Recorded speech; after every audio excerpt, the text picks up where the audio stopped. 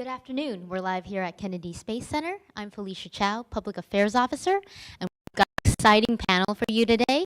We're going to be talking about how asteroids relate to the origins of our solar system, our search for life, and what NASA is doing. Now, I'm sure there might be some overlap in what you've already heard before, but I'm sure that's also going to be very, very eye-opening, at least what we're going to be covering in our panel. So today, our panelists are Ellen Stofan, NASA Chief Scientist at Headquarters; Michelle Thaler, Deputy Director of Science Communications, also at Headquarters; Alex Young, Heliophysics Associate Director at the Goddard Space Flight Center in Greenbelt, Maryland; and Lindley Johnson, Planetary Defense Officer at Headquarters. And with that, Ellen, can you start us off with how asteroids relate to the origins of our solar system? Sure. It is such a pleasure to be here today. It was such a pleasure this morning to see that rocket roll out to the pad. We're really going to an asteroid tomorrow. This is incredibly exciting because if I can have the first video queued up, you know, asteroids like Bennu, the information we're going to gain from OSIRIS-REx, it's really going to help pull back the curtains on the origin of this planet, on the origin of life itself, and we're going to be talking about that here this morning. Now, Take us back here now to about 4.6 billion years ago, when at this point, shortly before the formation of the sun, what you had was a cloud of basically gas and dust like you're seeing in this video. So just think, everything that you're made of, your cat is made of, this building is made of, all of that, a little over 4.6 billion years ago, was just part of this cloud of gas and dust. Then probably there was a nearby star explosion. The shock waves from that came in, disrupted that material. The material collapsed, and the sun formed. And around that early sun was this cloud of, now most of the mass from that collapse went into the sun, but the material that was left formed basically a rotating disk around that early sun, and that's called a protoplanetary disk. If I can have the next video. So again, now think, 4.6 billion years ago, most of the mass has gone into the sun. And how do we know all this? Well, we have telescopes like the Hubble Space Telescope that's now able to look at all these different stages of solar system formation, not our solar systems, but other solar systems that are forming. Now that dust, as it's in this protoplanetary disk, it's colliding. Those collisions are now producing bigger and bigger grains, then clumps of material, and then ultimately forming planetesimals, which collide and form planets, and that's where the Earth came from. Now, but not all of that material got swept up into planets. Some of it was left over. That's asteroids, that's comets. So studying these materials are incredibly important because it is this fundamental building block material that the rest of the solar system is made of. And given that we really only have samples right now, we have a few samples from Mars, we have a lot of samples from the Earth, we have samples from the Moon, but we really have sampled such a small amount of the material in this solar system. If I can have the next slide. Now, what we've been doing, obviously, is trying to understand what is this material that we're all made of. We have meteorite collections to study, and from that we've learned not all these materials are the same. You've got stony meteorites, you have irons, you have carbonaceous chondrites like Bennu. This is the asteroid Ida. It's about 59 kilometers across. This is an image from Galileo. This is just one type of asteroid. It's a stony asteroid. It actually even has its own moon called Dactyl. And this cratered surface, kind of potato shape, is kind of how I think about asteroids when I think about what they look like. But this is just one type of asteroid. If I can have the next slide. This is Itokawa. It was imaged by the Hayabusa spacecraft.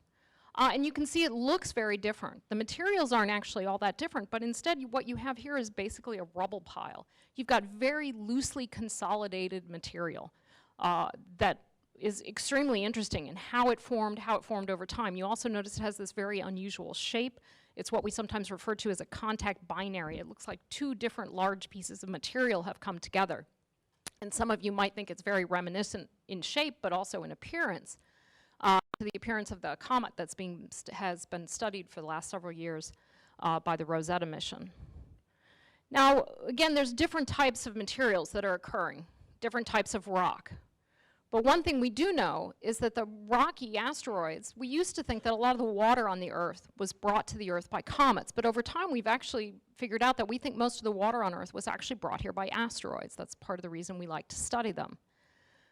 Now, most of the asteroids in the asteroid belt, like the ones I've been showing you, most of those are fairly rocky materials. If you go out to the Kuiper belt, everything is much icier. Just think about Pluto. The other Kuiper belt objects are like that, much more made of the ices.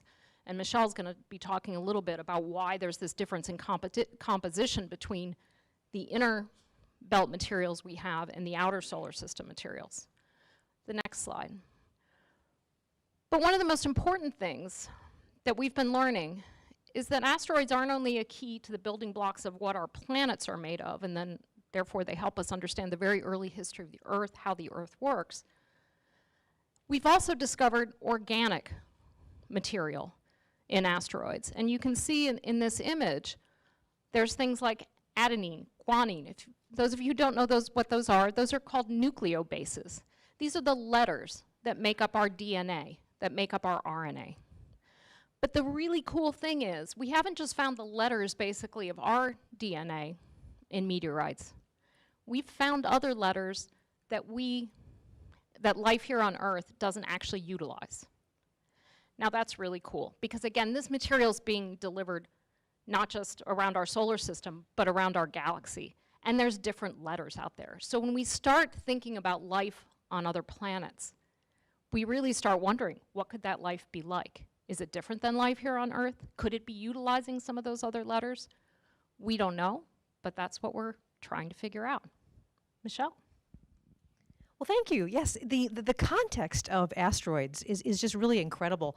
And in fact, I have a carbonaceous chondrite here in my pocket, which is just probably not something you hear a lot of people say. So this is a meteorite sample. It's a sample of the very, very primitive type. Primitive, but I mean, it's hardly been processed at all. This little sliver of something is actually a bit older than the sun. And it has all sorts of stuff in it. It has more different kinds of organic molecules than you find in my body. It has more nucleobases than you find in my DNA. And if you want to, okay, y'all are going to promise to give this back, right? Whoever gets this, right? If I pass it around. So if you look at, there's a little inclusion in here, which is one of the first solid pieces of our solar system. That's real, right here. So you can pass that around. Here, hop, beep. There you go. All right. So there's your carbonaceous chondrite. So if I could have my first graphic. The thing that's amazing to me, okay, why do we need the story of comets and asteroids to really figure out why life started here on Earth? And this is something that at NASA, you're hearing today from us about some of the large strategic priorities of NASA science. And one of the things that I'm involved in is the study of exoplanets, planets around other stars. And as of today, as of this morning, because I actually went and checked, there are 3,375 confirmed exoplanets. And we're following up on almost 5,000 more candidates. And all of a sudden now, it's not just an example of one solar system. We now have a statistical sample of how many solar systems evolve. And one of the things that we see is that where the Earth formed around the sun, as close as we are to the sun, you find very, very little water. Very little of what we call the volatile elements or compounds, things that are easily evaporated, things that don't survive under warm conditions. And this is an artist's conception of a young solar system where what you're seeing is that the young star has basically either blown away or heated up all the material close to it. And you need to get out to a certain distance away where it's cooler in order for these ices to start condensing. And astronomers call this the snow line. And in our solar system, you really don't reach the snow line until you get out towards the orbit of Jupiter. So where the Earth formed, things were very dry. And the Earth is a rocky, solid body that formed largely from compounds that you would find in that place. But where did all of the stuff that makes us up come from? And this is where the story of asteroids really comes to the fore. If I could have my next graphic. You may have heard that nowadays we're actually trying to piece together how the early solar system was affected by the formation of the planets and possibly even planets moving around. There's a current hypothesis that Jupiter may not have formed where it is right now. It may have formed a little farther out in the solar system. It may have moved in, almost as far in as the orbit of Mars. Currently, we have the Juno mission that has just arrived at Jupiter. And one of the scientific goals of the Juno mission is to look at the chemistry of Jupiter and look for clues as to where Jupiter formed and where it may have migrated. So Jupiter moved in, we think, probably past where the asteroid belt is now. And that probably disrupted anything that was there. We believe that almost all the material that was originally in the asteroid belt has either been thrown into the inner solar system or thrown out of our solar system entirely. And this amazing era was called the era of heavy bombardment. It happened many billions of years ago. But this is an artist's conception of the idea that throwing in these asteroids, throwing in these comets, possibly under the influence of Jupiter, actually made for the arrival of all of the water, all of the organics that we use today. Next slide. And there's a larger context to this as well. This is an artist's conception of an asteroid belt we found around the star Epsilon Eridani. And Epsilon Eridani is one of the nearest stars to us. It's only about 10 light years away. And the Spitzer Space Telescope is a telescope that sees in infrared light. So instead of visible light, it actually is sensitive to heat light. And using these heat-sensitive eyes, we could see that there were debris belts, areas of warm dust around this star. And in the case of Epsilon Eridani, there is an asteroid belt nearly about where the asteroid belt is here. It's about 3 astronomical units, 3 times the Earth's distance away from the sun. So already we know of other solar systems that have something like our asteroid belt. And there's even a farther out belt around Epsilon Eridani that's more like our Kuiper belt, where we find comets. So in our exoplanet program, and in the program where we're going to start looking for signs of life, not only in our solar system, but even around other stars, we're trying to piece together the equation of where would it be likely to find life. And perhaps one of the things that's in the positive column, a good place where life might exist, is a place with asteroids. An asteroid belt could have delivered the water, the organic molecules to the inner solar system and made the conditions right for life. Thank you, Michelle. So Alex, why don't you tell us about how asteroids can give us the history of our solar system? Yeah, so one of the things that's really interesting is asteroids are traveling through space, and space is incredibly dynamic and very hostile. And the reason is because of the sun, mostly.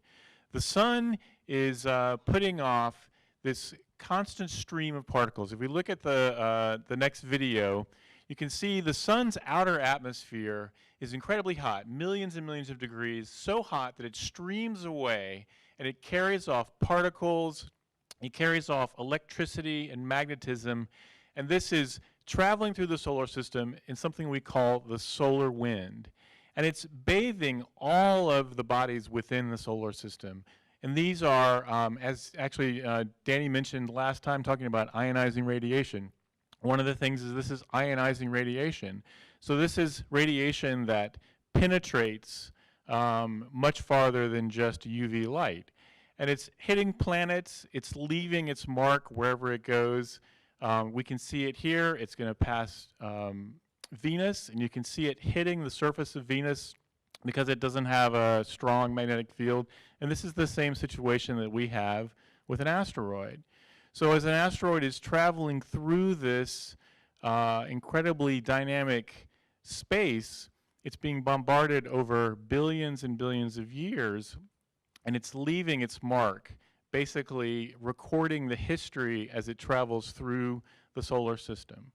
But the interesting thing is that there's a little more to it. So that was the solar wind, which is constantly streaming away, but the sun also has this ebb and flow of activity, going from periods where it's extremely active, throwing off big blobs, billions of tons of solar material, huge blasts of radiation, and this is happening on top of what's happening with the solar wind.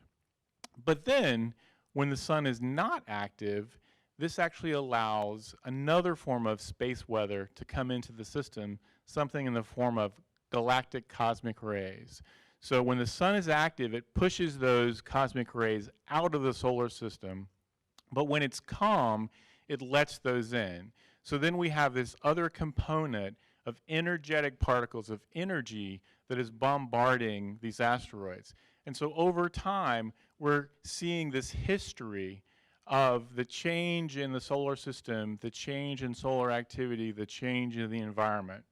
And this is really important because understanding how the sun has changed over time or how other stars have changed over time is critical for understanding the formation of life, because we believe that not just water, but the activity of the parent star has a huge role in the evolution of life and the evolution of solar systems, both here and throughout the universe. Well, thanks. Well, speaking of the sun, how does the sun affect the trajectory of asteroids? So the sun has another area where it causes a little bit of trouble. If we look at the next graphic, when an asteroid is rotating, just like a planet, it has a day and a night. And when it's experiencing the day side is getting heated up from the sun. And then as it rotates to the night side and cools, that radiation that's leaving the asteroid creates a very small force. And that force, depending on how the asteroid is rotating, can either speed it up or slow it down. And for smaller asteroids, this can have a huge impact over time on the trajectory. So we've come to find that we can't just determine where the asteroid is going to go just by normal orbital dynamics. We have to account for this Yarkovsky effect, which is due to the heating and cooling from the sun. So we've heard a lot about how the sun can affect the trajectory of asteroids. So Lindley, why don't you tell us about what NASA is doing to track and study asteroids? Okay, well, you've heard all about formation of the solar system and all the material that's left over from the solar system, and the planets, including Earth, getting bombarded by this material and it being the creation, and probably the creation of life.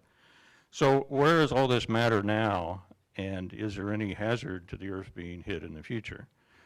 All that is the job of the Planetary Defense Coordination Office at NASA and the projects that we have for surveying the solar system and finding where the asteroids and comets are. If I could have the first animation here. One of our projects is the NEOWISE. It's a spacecraft that's in Earth orbit, and as Earth revolves around the sun, it sweeps out the population of asteroids. Now you clearly see the main asteroid belt, the gray dots, beyond the orbit of Mars, and I need to say that objects in this animation are very, very much smaller than they appear here on the animation. In fact, you wouldn't be able to see them at all if we had them the size relative to the orbits.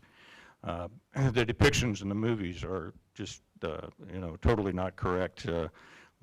Star Wars and Star Trek Beyond, they go into these asteroid fields, and these asteroids are all around and bouncing off of each other. Well, we've shown in the Juno mission, in the Dawn mission, has spent several years in the asteroid belt, and you can go through the asteroid belt without seeing a single asteroid unless we direct you right to that asteroid. So you see here the main asteroid belt, and then you see these objects that have entered the inner solar system there in the green. These are the near-Earth asteroids, of which the asteroid Bennu is one of them. Bennu, as mentioned previously, was discovered by one of our projects, the Linear project, back in 1999.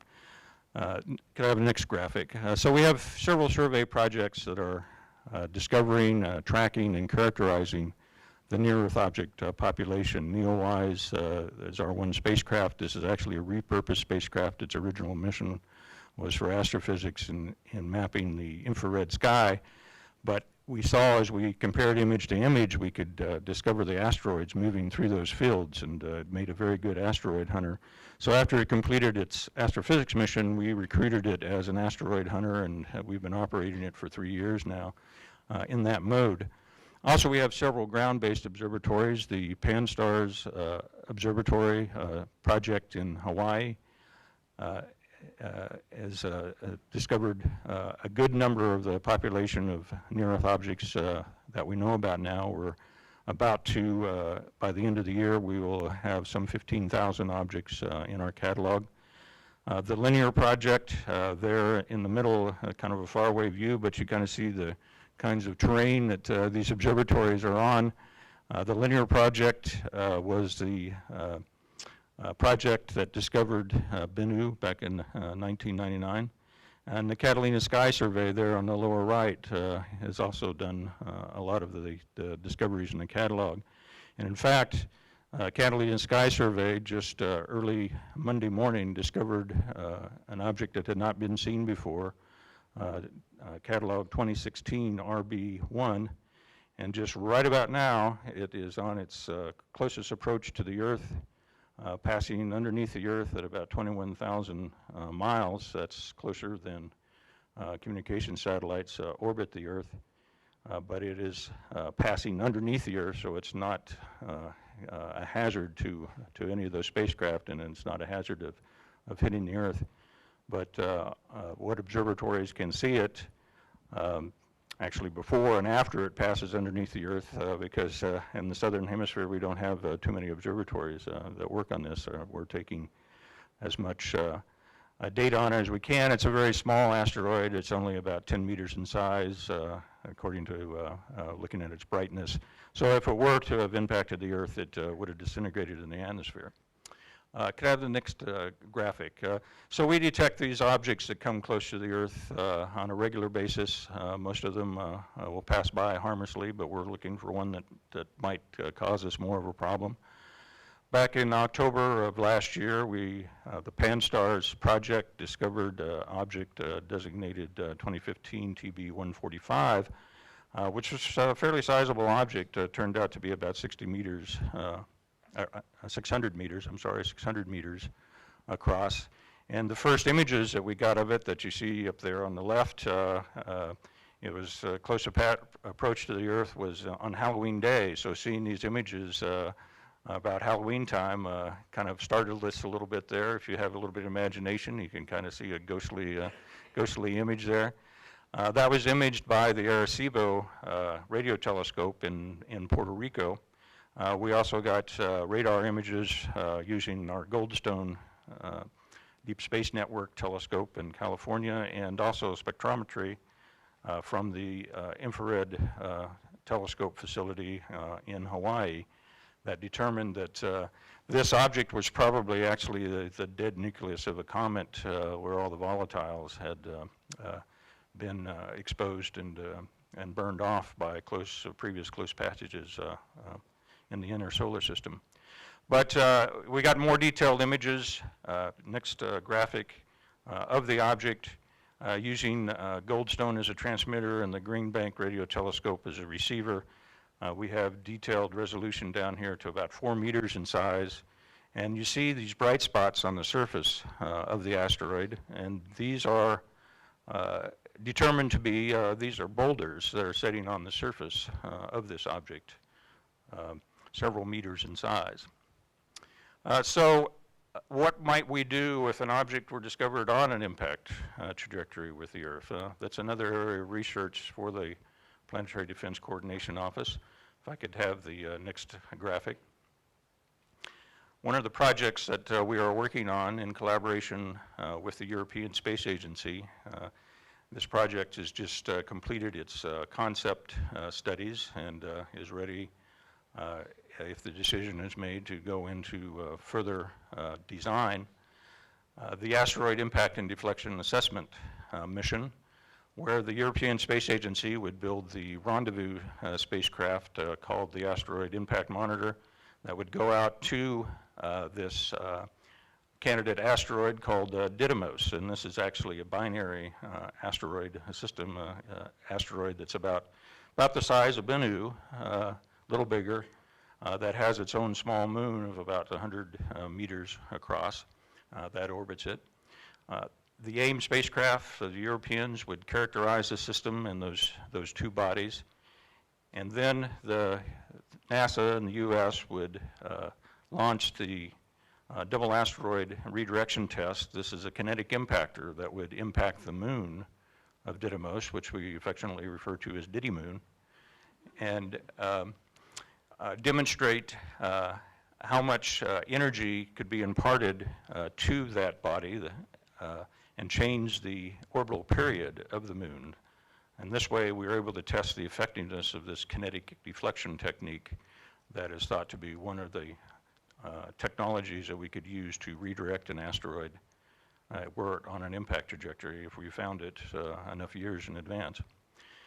Another concept that we're working with is with the asteroid redirect mission of the Human Exploration and Operations Mission Directorate. They are working on technology that will take us to Mars in the future, particularly solar electric propulsion, and the ability to move large masses around the inner solar system like habitat modules and cargo. If I could have the next graphic. The asteroid redirect mission is of three major components. The identify component is done by the NEO observation program, the Planetary Defense Coordination Office, and that's finding good candidates for this mission. We have one that has been being used in the design of the asteroid redirect robotic spacecraft. And so that redirect part of the mission would be done by this robotic spacecraft, which will go to this candidate body 2005, or 2008, I'm sorry, EV5 is the candidate we're working with right now, but we're continuing to look. We might find a better one before the mission is launched. It will go and to the surface of the asteroid to collect a boulder, and then the crewed mission will bring that boulder back to lunar orbit, and a crewed mission will go up to sample it. If I could have the video of the ARM mission concept video. This is the solar electric propulsion spacecraft going out to the parent asteroid. It has these landing legs and these grappling arms, which will go down to the surface, but first of all it will survey the surface for a period of several months to select the best candidate boulder to retrieve. And then once the investigation team has decided which boulder is the best to retrieve for the mission and bring back to lunar orbit, it will slowly approach the surface of the asteroid, land down on those legs, and if these grappling arms that have these appendages at the end that are very much like a bunch of cat claws, or cut cats in this again, that these tines, they go down and grip the boulder, and actually these two grappling arms will lift that boulder up, and then the spacecraft will depart the surface of the asteroid, but before it leaves and goes to lunar orbit, it will do what we call an enhanced gravity tractor, and this is another technique for diverting a asteroid from its natural orbit. Just the mass of the spacecraft and this several tens of ton boulder, as you station keep to one side of the asteroid, nature's natural gravity rope, nature's natural tug rope, I should say, gravity, will pull that asteroid off its natural orbit. And then the spacecraft, after we've demonstrated that, will come back to lunar orbit, and the astronauts will go up and retrieve samples and return them to Earth.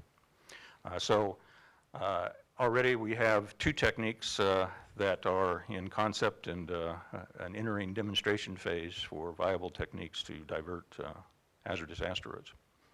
Felicia? Thanks, Lindley. So before we open it up for questions, and I'm sure you guys are dying to ask questions, Ellen, do you have any closing remarks? Sure. So obviously we're all here to see what we consider to be a planetary mission launching to an asteroid, to understand that basic material. What is the asteroid made of? What can it tell us about our own origins? But in talking here today, you've been hearing how it's connected to everything that we do at NASA, from helping us to understand the possibility for life on extrasolar planets, for helping us understand what the conditions are in solar system formation that can lead to the habitability of a planet. We've heard about how the sun is so critical to the formation of life, the evolution of life, and yet it also influences what materials we even have on the surfaces of bodies. And then, of course, it's always the human consideration. How do these asteroids potentially affect this planet in the past and in the future? So while sometimes we think of NASA as being these different organizations out answering lots of different questions, those of us within NASA really see the connections between what we do, whether it's Jeff Williams landing last night after his record amount of stay in space over his career. He's getting us ready to go to Mars by helping us understand how humans can survive for long duration in microgravity. That's connected to everything you're hearing today, because we want to send humans to Mars because we want to go find out if life originated on another body in our own solar system. So from OSIRIS-REx to the work we do every day on the International Space Station, to the Curiosity rover, to the Hubble Space Telescope, to our future telescopes like James Webb, we're really trying to answer this fundamental question. Where did we come from? How did this planet form, and how is it going to change over time? And are we alone? So thank you all, and we're ready to answer questions.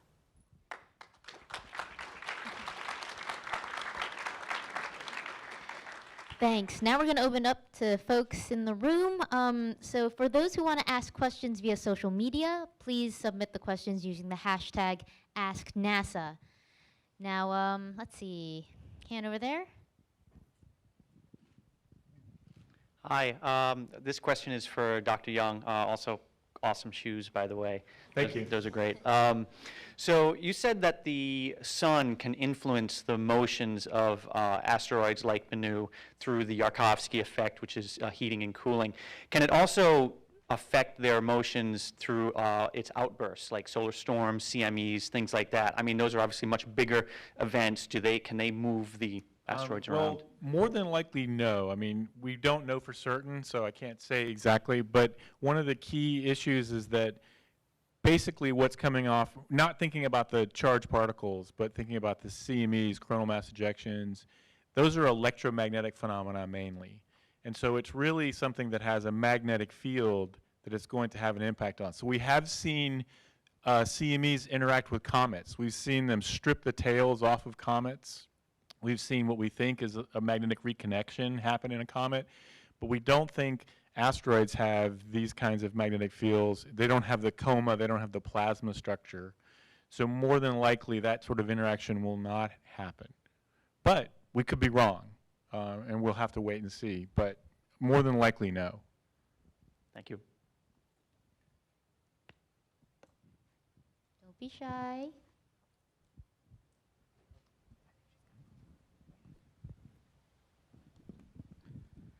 Now, I've never heard of any meteorites being radioactive, but which seems strange to me, that you haven't heard of, that I haven't heard of any. Is there any concern that any of these asteroids would contain radionuclides that are more powerful than, background type radiation?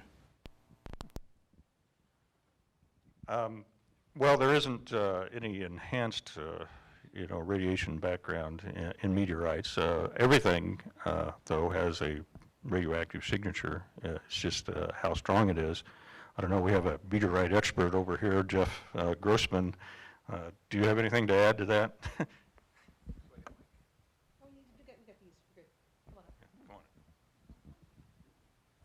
So meteorites sometimes, or always, contain a little bit of enhanced radioactivity from what we call cosmogenic nuclides.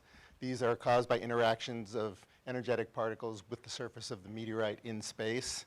But the levels of radioactivity are so low that you need special equipment just to detect them.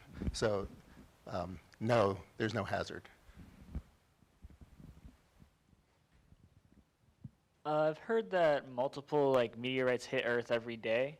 I was just wondering, do they ever collide with our own satellites that orbit around us? And if so, is that something that you all help track and handle? Well, yes, that's exactly right. There's over 100 tons of material that falls to the Earth every day, dust from space. We do track a hazard of meteoroids impacting spacecraft. We have an office at Marshall Space Center, the Meteorites Environments Office, that monitors the flux of meteoroids to the planet to determine if there's any enhancement of what we call the background flux, the stuff that happens every day. And during large meteor storms like the Leonids, There is some concern that spacecraft could be hit. There's several incidents over time where we believe a spacecraft may have gotten hit by a meteorite. It's a little difficult to prove until you go up and look at it, but we certainly see the weathering, I will call it, of the space station, for instance, getting hit by small meteorites. There's even some dings in the windows of the space station. You have to remember even small pieces of dust traveling at really high velocity can actually, so we keep a close eye on it. No, the space station was designed to withstand that, obviously it can't withstand huge particles, but it was definitely designed to withstand these very small dust impacts. But we keep a close eye on it no matter We what. actually saw an impact on MMS. The boom, the little tiny boom sticking off actually got hit. So we're going to take one more question in the room, and then we're going to go to social media, and then we'll go back to taking questions in the room. Generally speaking, do we know the composition of most asteroids, or do you expect to find possibly new materials on there? I mean, we're not looking at like unobtainium kind of thing, but do you expect to find new materials on it? Well, I think that's the whole reason why we have missions like OSIRIS-REx to go out and see what we really know about asteroids. We see the meteorites on the ground. We are reasonably certain they came from asteroids, comets that were in orbit. So we know what we see from meteorites, but is that totally representative of the composition of these objects? So that's why we need these space missions like OSIRIS-REx to go out and sample and determine what all is there. I can tell you as a geologist, there's nothing that makes me more uncomfortable than a rock out of context. And that's why OSIRIS-REx is such an exciting mission, because we don't know what we don't know. And so to actually be able to understand, here's the context from which we got this rock, we now understand, is for a geologist everything. Okay, Emily, do we have questions from social media? Yeah, we have a couple from social. This first one is asking, will the public be able to track OSIRIS-REx when it's in space, and if so, how? Jeff, is this a question that you can help cover? Do eyes on the solar system. I was going to say, eyes on the solar system. Yeah, there's a really Yeah. wonderful program that it's called it's called NASA Eyes, and there are a number of different. It's a site that you can look and see where all of our spacecraft are in real time, and the graphics are really lovely. So it's actually divided into sections. There's Eyes on the Solar System, and Eyes on the Solar System allows you to see exactly where all of our solar system resources are. There's also Eyes on Earth, where you can see all of the different satellites, and there are something on the order of 30 different satellites that are orbiting the Earth and returning data. And then there's also Eyes on Exoplanets. And the Eyes on Exoplanets, I mean, unfortunately, we have no NASA spacecraft out at exoplanets at the moment, but what you can actually do is download an atlas of the sky. And you will see, especially with the Kepler data from the Kepler spacecraft, you will see exactly how many planets we know of around each star, and you'll see their proper configuration, the angle of the solar system, and where those planets are as far as we know. So NASA Eyes is a way that you're going to be able to tell minute by minute where OSIRIS-REx is and what it's doing. Awesome, thanks. This next one asks, what is the most critical thing when working with asteroids? Not to contaminate. Well, in my job, it's knowing where they are. We got to find them first before we can do anything about them, whether it be protecting the Earth from impacts or utilizing them as a resource in the future. The idea that there may be materials on asteroids that may be of some value, at least for exploration of the solar system, is another area that we work with. But you got to know where those objects are. So to me, it is knowing where they are, doing the observations to build up the catalog of where all the objects are and where they're going. Okay, we're going to take one more question for social media, and then we're going to go back to the room for questions. Okay, this last one asks how OSIRIS-REx specifically will help us for future manned missions to an asteroid before manned Mars missions.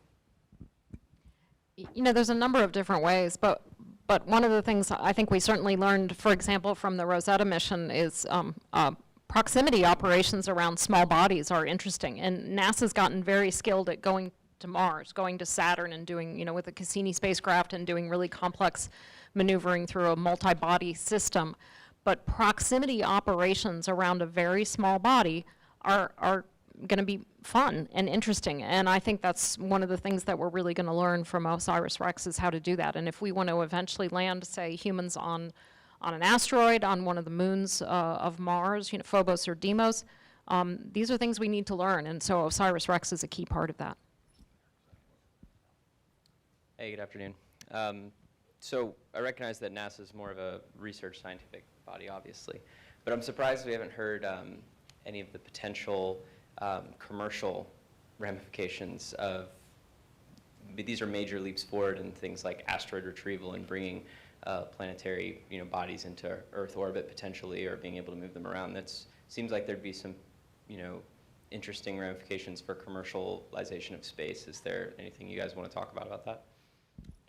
Well, certainly there's a lot of interest out there of the Earth is a finite place. We only have so much of, rare earth element minerals that, we are constrained. And obviously, as a society, we're having to learn that it's certainly important to live sustainably and try to reuse and recycle what we have. So right now, when we say, okay, are we going to run out of something? Would we need to go to our moon? Would we need to go to asteroids? Right now, the economics just isn't there. But will it be in the future? And so if we get to that point in the future where we say, okay, we can't live without a certain element, it's been depleted on the Earth, we need to go out, learning how to do proximity operations around small bodies, learning how to bring them back closer to the Earth, their ability, potentially we've even discussed, as you move humans further out into the solar system, do you bring everything from Earth? Do you use asteroids as a way to help resupply you as you go?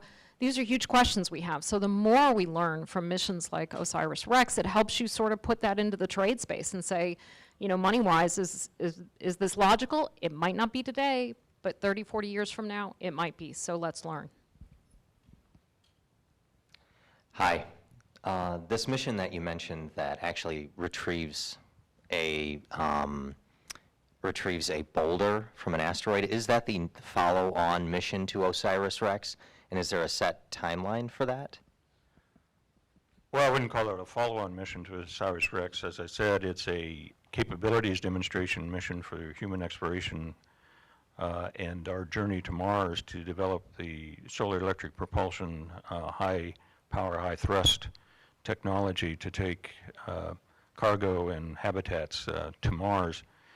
So it's separate. OSIRIS-REx is a science mission done by the Science Mission Directorate, science-driven, whereas ARM is a technology capabilities mission for the future.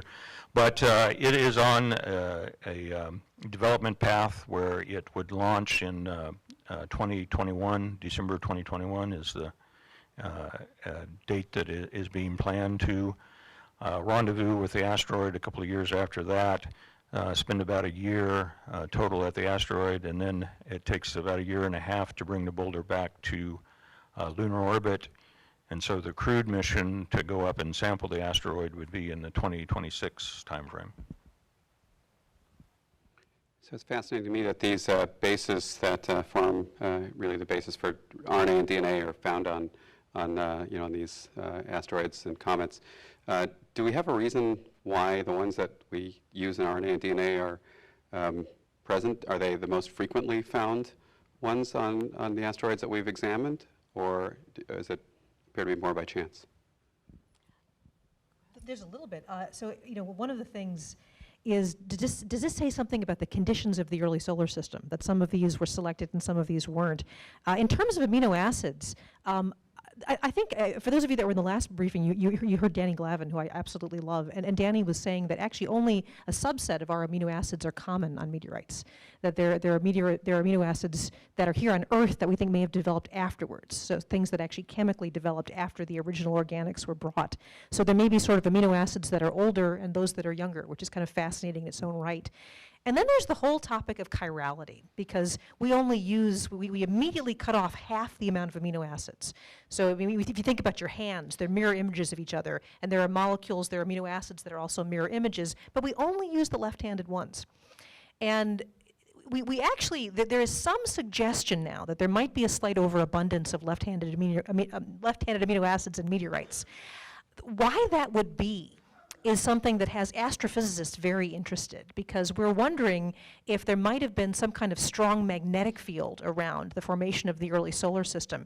Is it possible that we passed near a neutron star or some object that was very, very strong magnetically, and it basically polarized the material that was in the early solar nebula? This is conjecture right now, but this is why we're looking for more clues. And as to exactly which nucleobases we chose, I'm an astrophysicist. I'm not actually an astrobiologist, but from an astrophysics perspective, I think there might be something really interesting here about what happened to our early solar system. So does anybody have anything to say about the particular nucleobases? I don't know the abundances myself.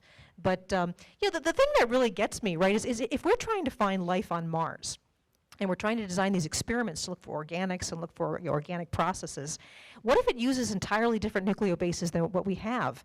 And the amazing thing is that at NASA, we're trying to mimic that in the lab. We're trying to figure out what's in these meteorites, what sort of chemical combinations they might actually create, and how you might recognize the whole process of life is limiting the chemicals that you use. That's really fascinating. So people like you met, like Danny. Danny's one of my superheroes, and he's somebody that the careful chemistry these people do, as well as the creativity about what kind of life could you get with different nucleobases. What might it look chemically? I think that's one of the more exciting things that's happening at NASA right now. Because you're only getting like a handful of material from OSIRIS-REx, how much testing can really be done with that amount of like amino acids and different materials that you pick up? You know, what is exciting is the amount of testing that you can do with material that you bring back here to Earth is so much more than you can ever hope to do with the spacecraft. So, you know, we have mass spectrometers that we take into space that are, you know, yay big. The ones here on Earth would fill, a quarter of this room. And so with very small amounts of material, you can do such precise analysis that we get amazing amounts of information. So we don't really feel we're inhibited. Obviously, geologists, we always want more rocks, the better. But because our instruments here on the Earth are so sophisticated, we'll be able to really wring the science out of that material. Yeah, I mean, if they get as much as they plan, they're only going to use 20% of it, and they're going to put the rest of it away and keep it for the future.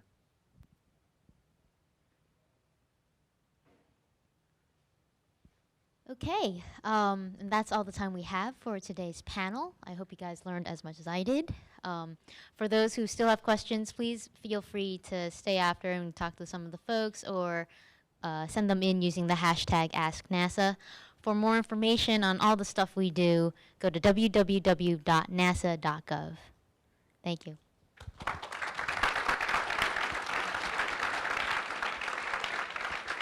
All right, and where's my carbonaceous